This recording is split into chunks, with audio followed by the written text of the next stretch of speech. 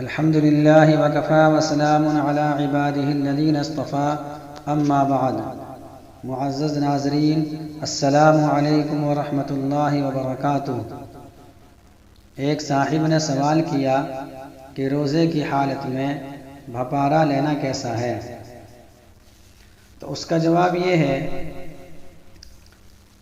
کہ بھپارا لینے یا مشین کے ذریعے سے دوا آمیز بھاپ منہ یا ناک کے راستے اندر داخل کرنے سے روزہ ٹوٹ جائے گا۔ بھپارا لینے یا مشین کے ذریعے سے دوا آمیز بھاپ منہ یا ناک کے ذریعے سے اندر داخل کرنے سے روزہ ٹوٹ جائے گا۔ تو اس لیے روزے کی حالت میں بھاپ کے ذریعے سے دوا کو پیٹ میں داخل نہیں کرنی چاہیے اور یہ بھپارا نہیں لینا چاہیے، کیونکہ اس سے روزہ ٹوٹ جاتا ہے۔